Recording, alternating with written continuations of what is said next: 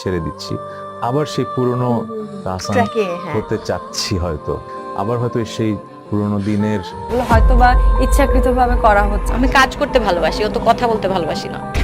রোজা আহমেদের ছোট পোশাক নাকি দূরত্ব, ঠিক কী কারণে ভাঙছে তাহসান রোজার সংসার? জানুন আসল কারণ। জানা গেছে গত বছরের জুলাই থেকে আলাদা থাকছেন তাহসান ও রোজা। গত বছরের শেষ দিকে তাহসান নিজেই ডিভোর্সের জন্য আবেদন করেছেন। বিচ্ছেদের আবেদন কার্যকর হবে মাস 3 পর, অর্থাৎ চলতি বছরের ফেব্রুয়ারিতে। কী এমন জটিলতা তৈরি হলো তাহসান ও রোজার মধ্যে? কেন ভেঙে যাচ্ছে তাদের সংসার? সেই কারণ খুঁজছেন সবাই।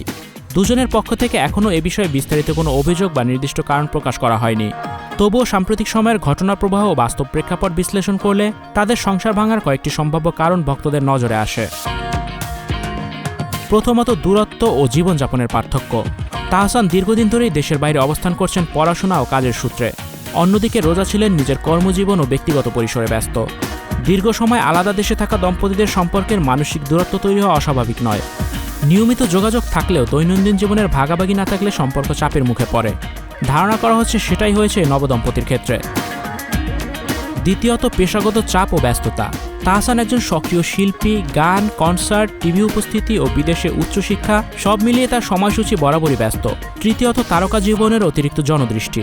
তার স্থানের ব্যক্তিগত জীবন বরাবরই জন আলোচনার কেন্দ্রে।